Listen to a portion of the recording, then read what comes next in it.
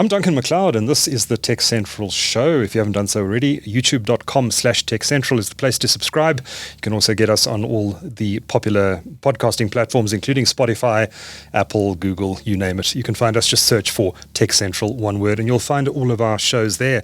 Now, Werner Kapp is the CEO of Altron, a JSE-listed technology company, and he joins us in studio.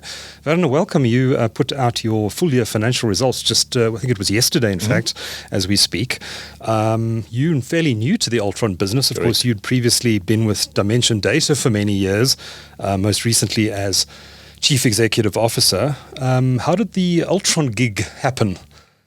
Thanks. Firstly, thank you for having me. I just think the opportunity that Altron affords one. I think being listed. There's an old saying that somewhere in your career you've got to run a listed company, and then. I'm particularly passionate about South Africa, so the fact that it's headquartered in South Africa. And if I look at some of the opportunities, the spaces we're in the market, which I think is evidenced in our results, and I'm sure you're going to have a couple of questions around that. Of course. It was just too good an opportunity to turn down at this stage of my career. Right. And how long have you been in the job now? I think it's my 8th month, if I recall correctly. Months. So yeah. I've been assured I can no longer play the new CEO card. So, right. Okay. Good. Well, 8 months is enough time to talk about your strategy. So we're going 100%. to dive a little bit into that today. But let's talk about the numbers that you published this week, full year to end February. They look pretty good to me at a glance. Revenue up 19%, which isn't to be sniffed at in this economy. EBITDA, excluding some once-offs, up 11% is also no mean feat, given the state of the economy. How did you manage to achieve this, given that South Africa seems to be falling apart around us? Duncan, we are exceptionally pleased about those numbers. I think I said yesterday, I believe it's a very resilient performance. To your point, I don't think, maybe outside of, the dot-com collapse, which was very specific, as you may recall, to the IT industry in kind of 2002. I don't think I've seen general trading conditions this tough in my career before. I think there's 3 reasons. Firstly, you have to acknowledge some elbow grease when these things don't come without hard work. But I think if I specifically speak about our business model, 2 things. Number one, we're fortunate. We've got a very strong annuity base. So at any given point in time, between 55 and 60% of our business is annuity. It's particularly high in our platforms business. And I think secondly, the fact that we are fortunate that our businesses find ourselves in, firstly spaces that are particularly relevant to the South African economy and abroad. As you know, we've got quite a big operation in Australia as an example as well. And in growing markets. So we're really fortunate to be in growing markets. We spoke about that a little bit during our results. The fintech market, the telematics market, the security market is still growing. IT services still growing close to double digit. So I think a combination of, I'd like to think our business has a strong value proposition to our customers. We've got a strong annuity base and we're positioned well in some growth segments. Take us through what's performing well within the business. You mentioned fintech being one of the strongest performances in the latest reporting period. What's driving the fintech growth, and what other areas of Altron are doing well? So we've got 2 challenging businesses, which I'll touch on later, which is for us, which are good businesses, and we're in profit improvement strategies around those. But I'll come back to that, which is Netstar and our systems integration, which combined represents about 40% of our portfolio, roughly. But the rest of the businesses really have all given us relatively strong performances. The fintech business, to your point, knockout performance, biggest. They've just touched R1 billion worth of revenue. Our security business, you may recall there we did really 2 acquisitions, Abusha a while back and Law Trust. This earnings period now represents the first 12 months that Law Trust is part of that. We've exceeded the expectations of the Law Trust business case. So so far, so you bought that from Etion, right? We bought that from Etion. Etion is another JSE listed business, but I think they going through the process or have already delisted the business. I speak under correction, but I think they might have delisted already. I mean, the acquisition precedes me, but I think you're correct. We've integrated. They unbundled and disappeared, really, and sold off a lot of their businesses and returned all the cash to shareholders. As I speak under correction, Duncan, but as far as I know, that is the case. Yeah. So the security business has done exceptionally well for us. Our managed solutions business, which for the prior period did include the banking business, which you may have seen we are about to sell that off. Yes, is that the ATM business? That's the ATM business. That's a business. NCR. That's correct. That's a business we've sold to NCR. Okay. You're selling it to NC? Well, that's just about done. I mean, we're now kind of going through Competition Commission. We're through Competition Commission. I mean, there's just one large stage that we've got to go through. These things, there's quite a lot of dotting of I's and crossing of T's to get this stuff done. So that's had a really, really good year. The Karabina business, which you may recall it had a wobble about 18 months ago. So that's really had an exceptional year as well. Our Arrow business, which went through exceptionally tough times, as you can imagine, if you're in the supply of electronic components, that business effectively shut down during COVID. It's actually recorded record profits. Oh, wow. And it's their 25-year anniversary tomorrow. Okay. So that business. So we've had a number of star performers in our portfolio. The Altech business, keeps on ticking along. That's a business that delivers very high EBITDA margins. We've got very high market share and a return on invested capital about north of 80%. So most of our businesses actually delivered either exceptional or really good performances in FY23. Altron's been through a process over many years now of disposing of non-core businesses. It got rid of the old electrical businesses, power tech, and there were various other companies that were sold off. How many businesses are still ring-fenced for sale or are now considered as non-core within Altron? Currently, only the ADS business. That's Document Solutions. That's Document. So maybe let's just take a little bit of a step back. You're keen to talk about the strategy, so we'll get back to that next. Because obviously, for us, the business that we decide to either keep or dispose of is very much, based on what fits your where you're trying to go as a business. We are busy finalizing or have finalized our exits from what we used to call AROA, so Arrow Rest of Africa, the banking part of the ADS business, as you've just referred to, and my apologies, of the managed solutions business, so the banking part of the managed solutions business. And then, quite disappointingly for us, you would have seen that we announced at the last minute the deal to sell the Document Solutions business has fallen through. So we're still holding that business for sale. It's not our view that that's part of the core business. For the rest of the businesses, we're comfortable. We feel that, certainly from a strategic perspective, the period of divestitures are now over. I did mention that, in our Nexus business, we unfortunately have not been able to renew the Gauteng broadband project. So that does have a significant impact on that business, and we're now going through a process of revisiting that business because of that. Otherwise, very comfortable with the business that we hold, and our focus now is, to your point, we're really, really fortunate with where we are. Very strong balance sheet. So as a leadership team, our focus is now very much on the period of divestitures behind us. We're really, really focused on growing the business going forward. With a strong balance sheet, does that mean acquisitions? We definitely are targeting some acquisitions. In fact, we've got actually a fairly lazy balance sheet at this point in time. So we are targeting acquisitions. If you look at our strategy, 3 growth areas that we're targeting: Netstar, fintech, and then the security business. So we believe, so I'm not discounting the IT services businesses, but my view on the IT services businesses is that we can grow that. Obviously I come from that world. I feel we can, there's still, if you look at our operating margins in those businesses, they're still below where that kind of market is trading at, and the leading indicators are heading in the right direction.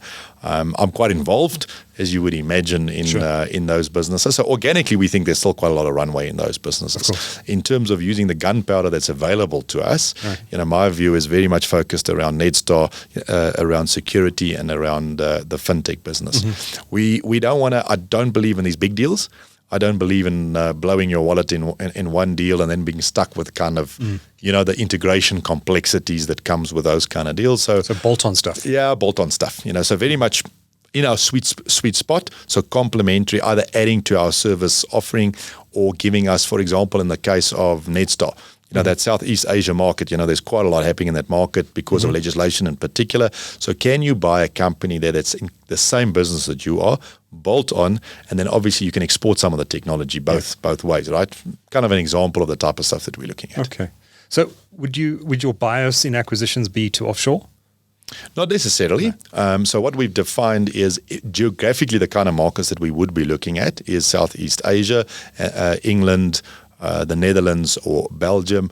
Why specifically those markets? Look, experience has taught me, time zones make a big difference. The laws, the cultures being quite similar. your opportunity to get some benefit through labor arbitrage as well in those markets. So I don't have a bias necessarily, although a number of our acquisitions that are in play are not in South Africa right now. I want to just briefly come back to Netstar and Altron Systems Integration, where you said there was some underperformance in the most recent reporting period.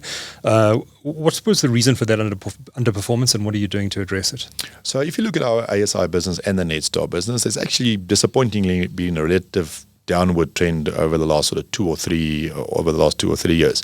I mean, now firstly, relative to the market. Very good point. Relative to well, even I think relative to our own expectations, but certainly relative to the market. If you look at the kind of EBITDA margins that both of those businesses are trading, it's significantly below what our competitors are trading at.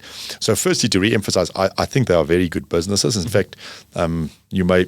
It may or may not be on your mind, but one of the things that I found when I got to Altron was really, really impressed by the customer base, really impressed by the solutions, which talks to why we're able to still drive revenue growth. I think it's just focus. To be honest, there's been a lot of leadership changes in these businesses. So what are we doing? What are we doing to improve it?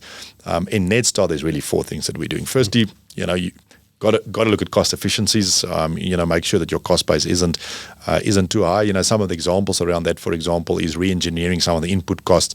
That there's a lot of device input costs in that business, right? So re-engineering that. We want to reclaim our market share in the consumer business. That's the business that Netstar invented. It started 27 years ago. It's well documented that so we're still growing in revenue. So if you look at our numbers, but our churn rates are higher than we would like to be. So really refocus on that. We see fleet as a big opportunity. So growing that business off the data and the platform that you've already got for consumers. We think that's quite a big growth play for us. And then, of course, the last one, which I know you and our CTO Clifford spent quite a lot of time. Cliff DeWitt, spent quite a lot. I was a very interested listener to that podcast. We think there's a big opportunity for us then, what we call big data. As a service. So that's Netstar specifically. Before we leave Netstar, I just want to ask you another question there, because I remember chatting to your predecessor, Mteto Nyati, and he spoke about the opportunity around Netstar. Yes. And I think at the time, Karoo had just listed in the US, I forget the details, and there was 1 or 2 other vehicle tracking companies that had listed on the JSE to huge success. And he was suggesting at the time that maybe there's an opportunity to unlock value similarly in Netstar, possibly through a listing or some other mechanism. Is that still an option that you're considering?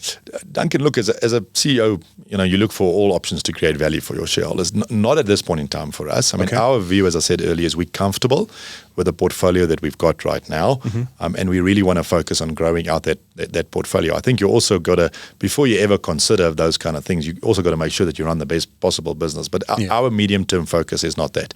We really focus on growing the business, and as I've mentioned, we certainly think is a good opportunity. I'm sure you've seen we've got a new MD in that business. Grant, he was with us on our results call.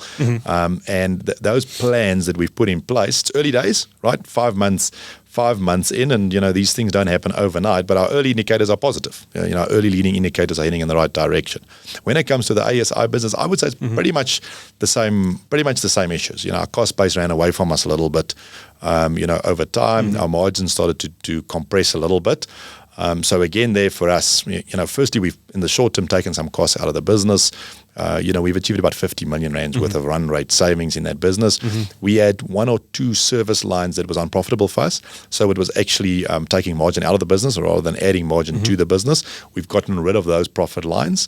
So now we've already set a new base level for profitability. Again, early leading indicators are positive.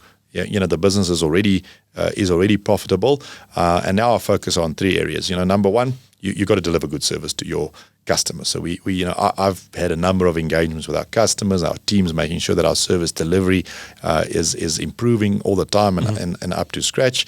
The second thing is we're looking at improving our margins, particularly in our outsourcing business and our software development business. So if you look at that business, those are the 2 biggest businesses. It's about 40% of that business overall. I probably don't have to tell you, outsourcing is the core of an IT services business. So we're looking at scaling that out. We've already made some new appointments in that business. So we think if we can drive that business to scale, our software development business, fix the margin issues, which will take a little bit of time, but we'll get there. And of course, you've got to focus on selling more efficiently. And quite pleasing for me, probably one of the most pleasing leading indicators is that year on year, because Colin, the MD who led the Karabina turnaround, Colin Govender, he's been in that business. He started at the same time that I did. Okay. Sales, our qualified sales pipeline's up about 60% year on year. So again, these things do take time, but we've reset the cost base, and the early leading indicators are heading in the right direction. So, Werner, let's talk a little bit about the strategy then. You've been in the job for 8 months. Where are you taking this business over the next 3 to 5 years? Thanks. So, extremely excited about that. So for me, if I just look at the businesses that we've got now, you touch on a couple of them, and I think it's maybe just worth repeating, right? So we've got Netstar, we've got our fintech business, we've got our health tech business, and those are what we consider to be our platform-based businesses. Then we've got our IT services businesses. So that's the security business, that's the systems integration business that we've been talking about, the managed solutions business, Nexus, and then we've got Arrow, which is our electronic component business, and of course Karabina, which is very much the Microsoft software, the data and analytics business. I know you're particularly interested in that one as well. So for me, when I look at the business, and I consider what it is that we do for customers. And you asked early on, how come it is that we're able to grow the business? It's because what we're doing in these businesses. Let's talk about the IT service business first, right? This is top of mind for all customers, and you talk to them daily. Yeah. The pressure that they're under, you hear the same things every day, right? Rising costs, inflation, the rand, load shedding. So businesses are under pressure to decrease their costs. Number one. Secondly, everybody's fighting for market share in a pie that's not necessarily growing as much as you want to. So they want to understand their customers better. They want to analyze their data better. They want to turn it into actionable insights better. And then overall, folks want to run their operations better.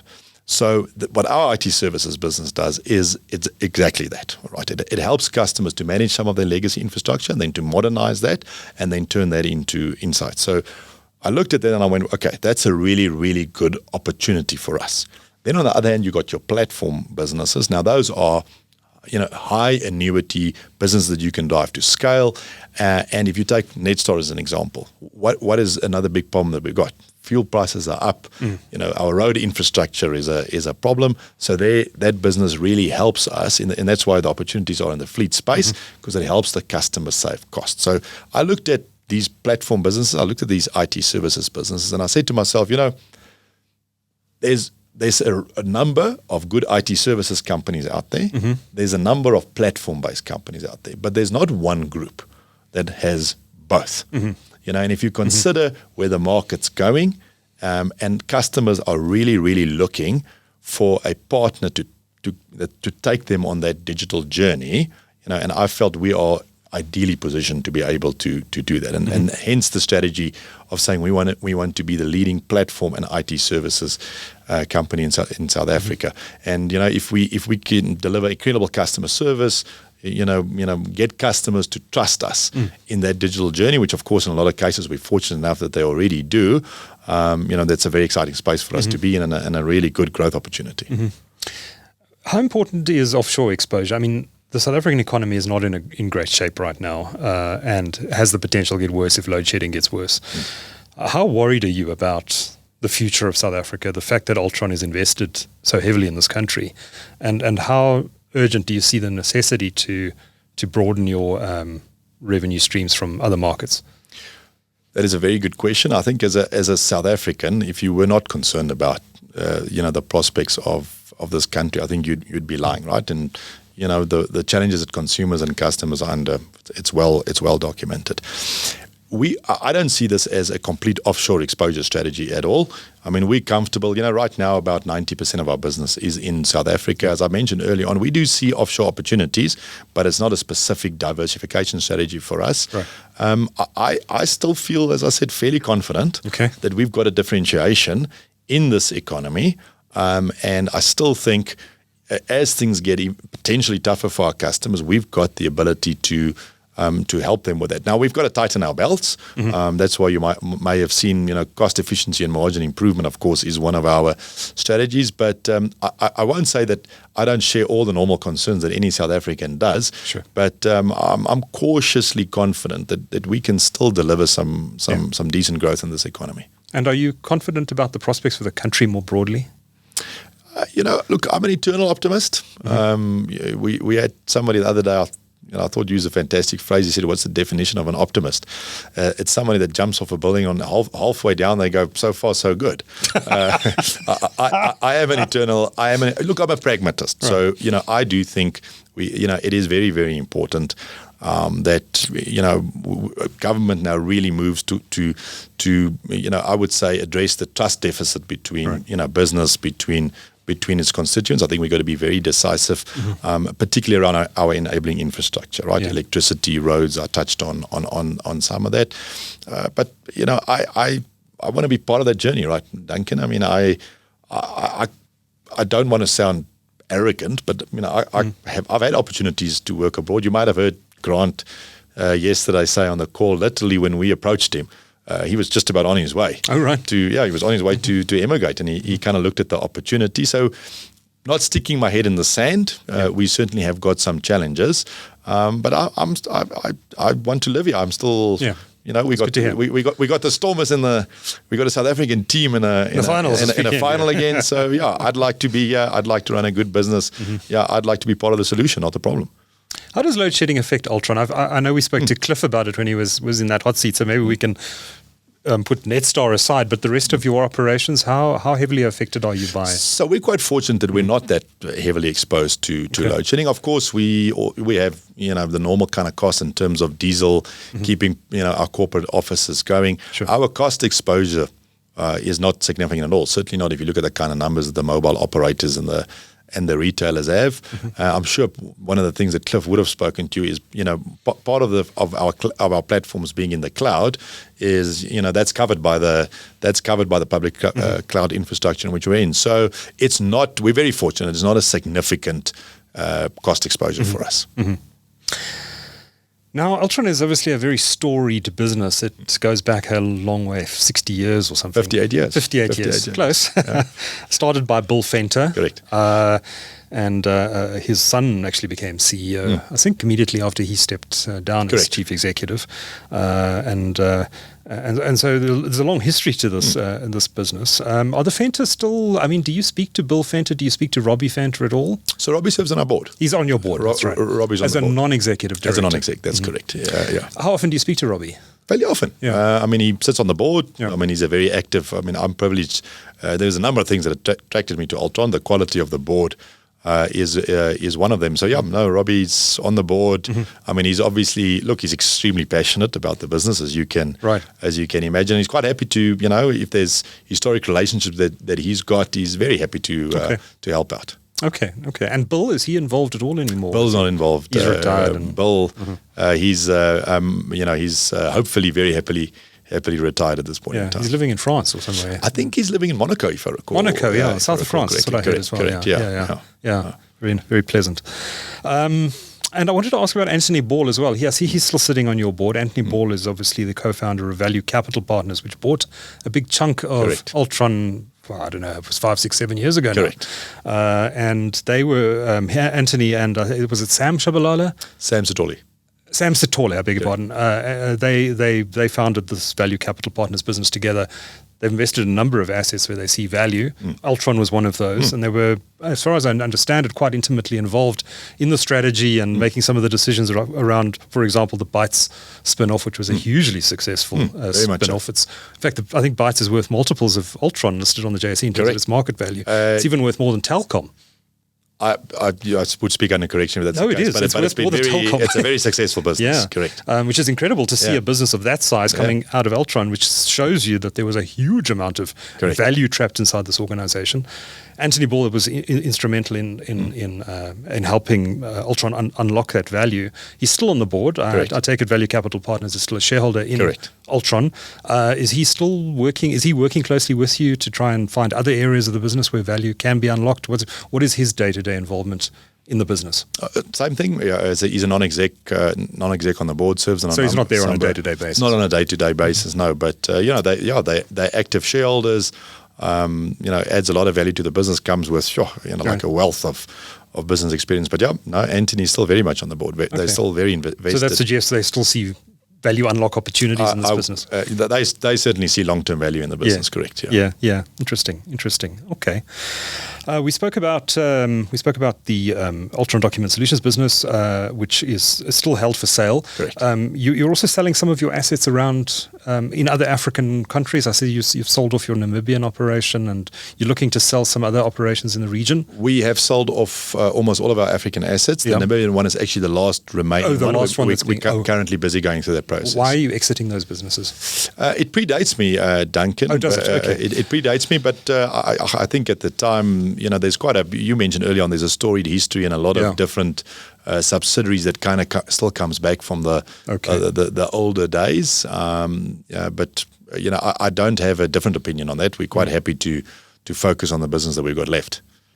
Werner, this has been a great discussion, but before I let you go, you've previously dimensioned data. You've got some views, I'm sure, of the broader ICT ecosystem in South Africa, particularly around systems integration, but more broadly as well in terms of telecommunications and all the rest. Where do you see this? How do you see this sector developing, say, over the next 5 years? What are going to be some of the big drivers? What are some of the things we should look out for? Duncan, extremely passionate about the sector. I've spent pretty much my whole career in the tech sector. It's been a very interesting ride, hasn't it? In the tech sector over the last 5 to 10 years, we've seen a lot of consolidation in the sector for a variety of reasons. I mean, we've obviously heard about strategic talks that subsequently have been called off between, for example, your MTN and your Telkom. Firstly, I'm still bullish about the sector. I mentioned earlier on, particularly IT services, and I think it's important to draw that distinction because I think people sometimes get themselves a little bit confused between the opportunities in mobile versus IT services. Although, of course, there's an overlap between the two, right? I mean, the mobile devices is driving a lot of the IT services opportunities. Yeah. That sector, as I mentioned, is still projected to grow. I think the digitalization journey is continuing. I still think that is a big driver for growth for customers. I think we're very fortunate. One of the things that excites me is fast-moving industry. You can never, I think I've been through 5 or 6 massive shifts in that market, from client server to e-commerce to cloud to digitization to now we're at edge computing and big data. So, a very exciting industry. So to answer your question simply, I still think it's got a lot of legs in it. And that's one of the reasons why, if you look at our strategy, the reason why I call out, platforms and IT services. The market's still growing, and there has been this consolidation in the market, right? All of a sudden, clients don't have quite the richness of choice that they had before, and I think that gives a good opportunity to companies like ourselves and I think other companies. Still bullish about that sector.